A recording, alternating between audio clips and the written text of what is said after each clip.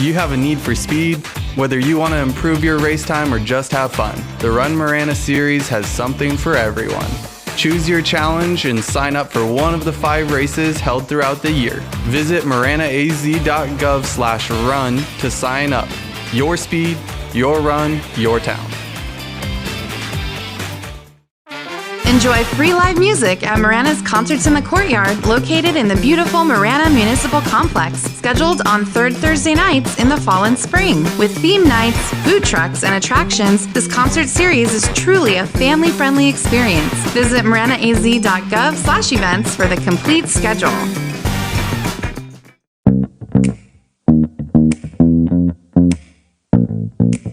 Welcome to Real Talk with the Town, where I sit down with the Marana staff to answer your burning questions about our beautiful community. My name is Terry Rozema, and I'm the town manager for the town, so let's get started.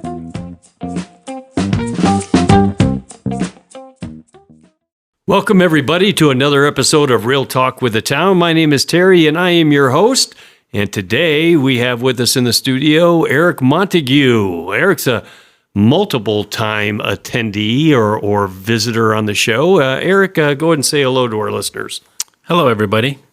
All right. So, Erik, I know it's hard to believe, but we're going to be talking once again about the Cortaro Interchange. Are you ready for this? I'm as ready as I will be. Now, normally I would do an icebreaker, but Erik and I were racking our brains trying to think of a decent icebreaker, and we couldn't. But since tomorrow is Halloween, we will just bid all of you a happy and safe Halloween. That sounds terrific. Terrific, says Erik. All right. Well, we're going to get right into this. This centers around Cortaro, but also a question that came to us about why we're building this great big community center and aquatic center as opposed to doing the enhancements and improvements to Cortaro. So I'm going to read this verbatim. Why isn't the town of Marana using the funds for the Marana Community Center and Aquatic Center to improve the Cortaro Interchange instead? And so I guess part of the thought was from this person that, not that many people are going to use the Community Center and Aquatic Center, but everybody uses Cortaro in I-10, and that's a much higher priority. So, Erik, how do you respond to that? Yeah, it's a terrific question. The monies that are being utilized or anticipated to be used for the community center are a dedicated half-cent sales tax. And the town went through a public process to solicit feedback from the public about how we could fund that. And that's where we ended up, is a dedicated half-cent sales tax for that facility. That money is limited for the specific project of that facility by town resolution. So that really obligates or binds us to use those funds for that purpose.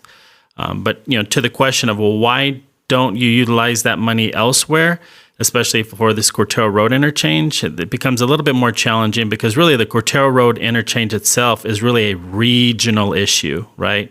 It's not just the town of Marana that is impacting that, although it is in the town of Marana. That is a vital corridor and linkage to other portions of the community, including the county, Oro Valley, et cetera. So it's really kind of a regional challenge that we have there. Erik, I think that's a great point. It is a regional asset, and it is an ADOT facility. And in addition to that, there's also a lot of, and I think this is really important for listeners to understand, there is a lot of funding available for a project like that comes from entities not the town of Marana. So if we are being fiscally responsible and making sure that we're spending money that's coming into the town for the town, and there's monies available for a project like this that come from places other than the town, I think that we would be somewhat foolish to not take advantage of those additional fundings, whether that's coming from the Regional Transportation Authority, whether that's coming from ADOT itself, whether that's coming from federal fundings of grants or other federal funds through the National Highway Traffic Safety Administration. There's lots of funding that would be available to pay for this interchange that wouldn't be a burden on the residents of Marana. And I think, too, the point that it is an ADOT facility, I think that matters as well.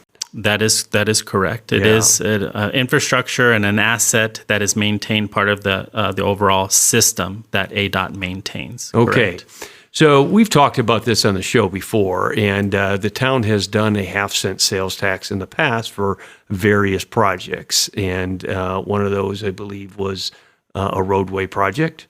One of those was a police facility, and now a community center and aquatic center. And so if I'm hearing you right, correctly, I should say, if I'm hearing you correctly, in essence, the town went out and talked to the public and said, hey, is this facility important to you, and are you willing to pay an extra half-cent for it? Is that a concise synopsis? That is correct. So the public process was the park's master plan. And that's where the needs and wants of the community were identified. And that really was the genesis of this specific project. There was a community want and need for this center. And if somebody wanted to see the data behind that, where could they look at this 10-year master plan that you're talking about? Because that sounds impressive. Yeah, so they can go to the town's website and look for that, the park's master plan, and it'll list not only this community center, but other parks projects and other needs and wants of the community that were identified in that document. So, Erik, you've been on the show before, and we've talked about infrastructure. And can you just give our listeners a little bit of an idea of what we're looking at, what we're dealing with the types and numbers of significant capital projects that we have either going on now or that are coming in the near future that have to be done in addition to the Cortaro Interchange, so that people kind of get an idea. And we'll talk a little bit about how does the town go about prioritizing all of these significant projects. Correct. So the town is a growing community, a thriving community, and along with that comes the need to build infrastructure or enhance infrastructure, new infrastructure. And in fact, in our current budget, the town has what is approaching in a 5-year plan close to $500 million in actual infrastructure of various types. In addition to transportation infrastructure, there's significant water infrastructure that will need to be done over a period of time, as well as water reclamation or sewer infrastructure, plant capacity, et cetera. There are also parks, other park projects, and other infrastructure needs of the community. So that's kind of how many projects that we have going on in total dollar amount and what future costs will be. The overall timing, we follow a public budgetary process, and obviously it begins in November of each year, but really in earnest January. And really from January to June, we have a number of meetings and the overall public process to talk about the various projects and to solicit input and feedback. And ultimately, council helps provide and shape the priority of those projects. Excellent. Great answer. Great response. Hopefully that's helpful to our listeners here as well.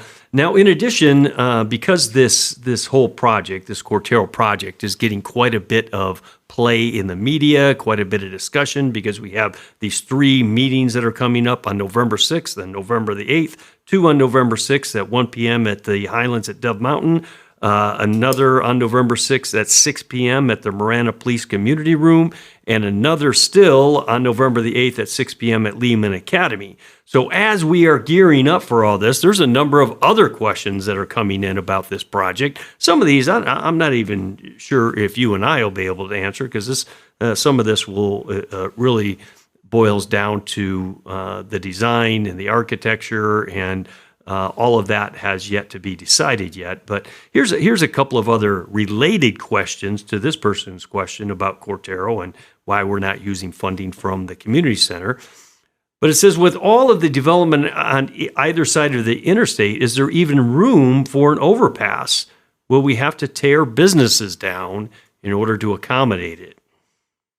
Yeah. So in this particular case, ADOT has already done what's called a design concept report, which basically does an assessment of the impacted area and the project, and it basically provides a certain percentage of design, usually 30% or so design, and they have an anticipated alignment for the interchange that will actually shift the interchange a little bit to minimize the number of takes or businesses that would be displaced.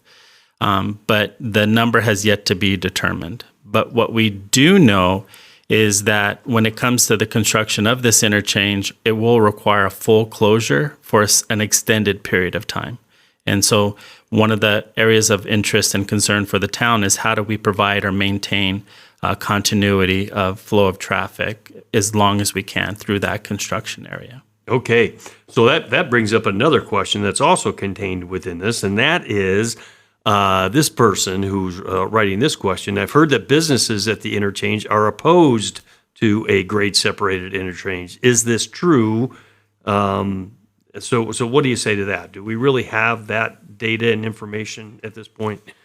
I haven't heard from any particular business that they wouldn't want a grade-separated interchange. I think what my sense is that most businesses would be concerned about, let's say, a 2-year construction time window and what the impact would be, being able to move traffic through that area, to be able to give them the business traffic, the foot traffic that they need to be able to, for that period of time while it's under construction.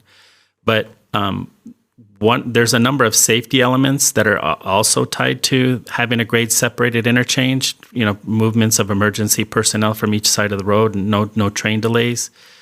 Is also of consideration as well. But that specific concern hasn't made its way to me, at least not yet. Okay, and that's hopefully maybe something that we'll get a little bit of an idea when we have these meetings here in about a week. So we're hoping that the business community is going to show up to these meetings and they're going to let us know what their concerns are. And certainly having the interchange shut down for any length of time is going to have an impact on their businesses. So we certainly want to hear from folks about that. This question here, I like this one. Erik, if you could pull this off, man, I want to see this happen. Can you redirect the train instead of the traffic? I will see if it is around Halloween, and I'll see if I have a magic wand in a case somewhere that can be found. One of the challenges especially with the double tracked section, which is a significant portion of our community, is the number of trains. And while I would love to divert or redirect them, we don't have the ability to do that. Yeah, I'm guessing the UPRR, Union Pacific Railroad. There we go. I got it.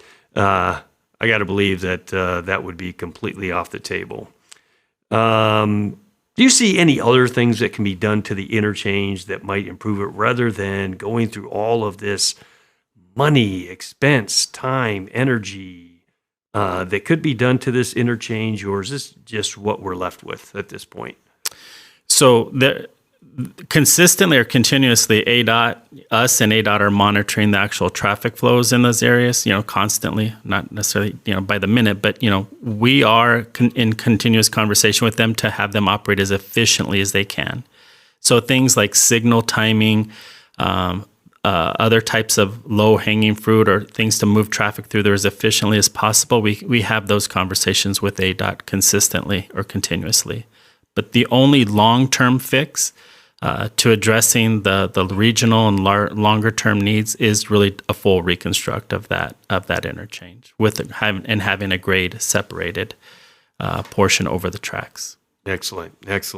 I 100% in agreement with you, Erik. I just don't see any way around it. We have been talking quite a bit with ADOT, and they are looking at different ways to keep the interchange open for as long as possible during the time that the construction is being done. Exactly what that means yet, we don't know.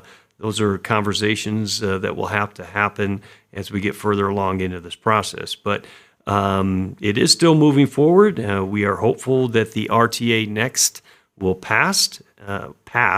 And if it does, this hopefully will be one of the first projects out of the gate in probably 2026, 2027. So that's kind of the time frame that we're looking at. So this whole thing is centered around the use of funds for the town and how we prioritize. And certainly the community center, aquatic center is a big deal for the town. So talk about real briefly where we're at with that, Erik, and let our listeners know how that's progressing as well. Yeah, so we're actually in the construction phase of our community center. We had a groundbreaking recently, and it's well under construction, and the dirt is actually moving on a daily basis. It's scheduled to open in the spring of 2025. So roughly about a 18-month or so, slightly maybe under construction phase. So we're looking for a grand opening sometime in the spring of 2025. Exciting stuff. Well, listeners, we certainly appreciate you joining us for another episode here of Real Talk. We want to remind you once again, if you want to have your voices heard or your questions answered, any questions perhaps that weren't answered here in this show or in previous shows, we invite you to show up on November 6th at 1 p.m. at the Highlands at Dove Mountain, November 6th at 6 p.m. at the Marana Police Community Room, and or November the 8th at 6 p.m. at Leman Academy. And we are going to have that presentation recorded and available online for people to be able to watch and submit additional questions and feedback. So we hope that you will all take advantage of that opportunity. So, Erik, anything else you want to throw in here before we close things out for the day? No, nothing to add. I look forward to having the community participate in this process so we can hear not only from the individuals, but also the businesses about the importance of this project. All right. Thanks, Erik, for joining us. And listeners, thank you once again for submitting questions and for joining us here on Real Talk. Until next time. Submit your questions by visiting maranaaz.gov/realtalk and we'll answer them right here. To receive notifications for new releases, remember to click subscribe wherever you get your podcasts. Also, please follow the town on Facebook, Twitter, and Instagram to stay up to date on current news and events.